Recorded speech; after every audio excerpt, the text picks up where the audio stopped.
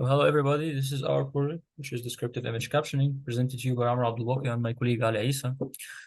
Let's go on to the problem statement. It's basically we receive an input of an image and we seek to provide a textual description for it. This is some sample inputs and outputs. Let's dive into the baseline model. It's a basic encoder-decoder architecture, which is where the encoder is a ResNet, 152 layers, a convolutional neural network, and a linear layer. The decoder consists of an embedding matrix for word representation and a long short-term memory, recurrent neural network layer, and also some linear layers. The dataset that was used in this baseline is Microsoft Common Objects in Context, and the input is an image, while the output is a caption for that image. The overall proposal of this for this baseline that was deployed in the first milestone is adding temperature feature to the decoder and labeling the dataset, where this is where the word descriptive comes to the baseline image captioner, where a temperature is a value between 0 and 1.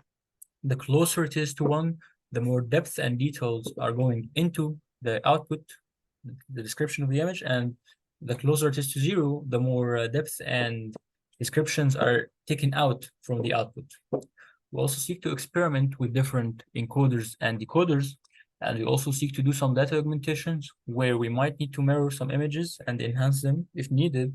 And we also seek, the most important part is to make caption variation for each image to train the model, to train on the same image for different temperatures.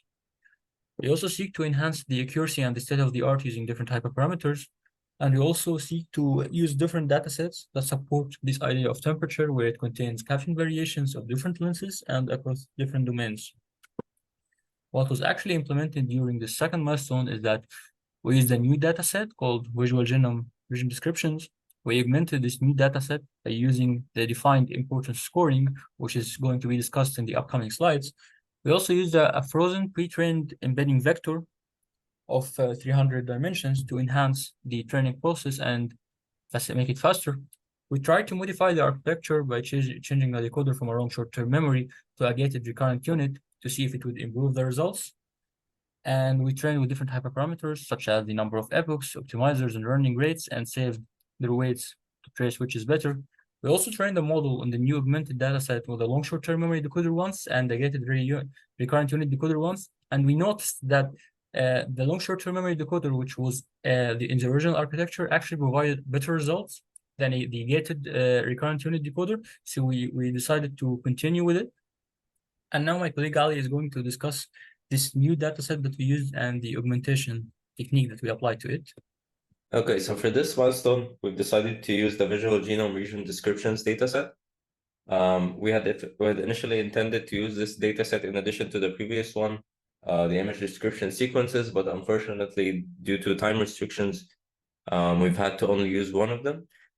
So we've chosen this dataset because it is generally more descriptive for each image, so it includes much more detail. This dataset was initially made to describe different regions of an image, so through different smaller bounding boxes. But essentially, when we concatenate each of these small descriptions, we end up with a very long text like the one on the left. And this required us actually to perform data augmentation, not only to just shorten the text, but also to have different variations of the text and enhance this temperature capability and be able to label it. So we ended up having to do sentence frequency scoring, which we essentially take each one of the smaller sentences in this long text and see which words are the most frequent. And based on that, we rank these smaller sentences, and we have a threshold to only include the top certain percentage of these smaller sentences.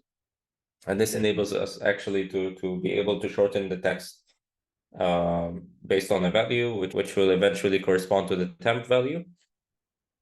And after the scoring, we have a ranking system based on the NLTK tags, where we give a higher importance to named entities and verbs as compared to named objects and adjectives, for example. And we end up with a description similar to the one on the right, and the temp value corresponding to the threshold used in the frequency scoring. So this is an image that we've used as a standard to compare between this milestone and previous milestone. These are our results, this milestone compared to the previous one. So we can see that using the new embedding, we've had a much better performance, and we have much less unknown tokens in the output. And also we can see that with the higher temperature on the right, a higher percentage of this description actually corresponds to features in the image. So for the evaluation metrics, previously we've had a Bleo score of 0.1, which was based on a sample from the testing dataset used previously.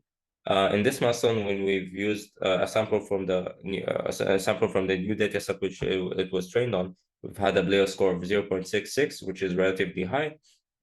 But when we've used the same sample from the previous milestone, we actually had a Bleo score of 0.04, which is a very low score. And this indicates actually that we've had overfitting, and the model has failed to generalize to images with features that are different from the ones it was trained on. So here's our timeline for the next proposed updates in order. So first, we're going to try to enhance the Bleo score through including different data sets that include different domains and levels of detail. We're going to try experimenting with different encoders, experimenting with different numbers of LSTM layers. We're going to also try to implement attention to the model and enhance the model's quality of response. And we expect to deliver these changes by the end of the deadline for the final proposal. So here are each of our team member contributions, and thank you for listening.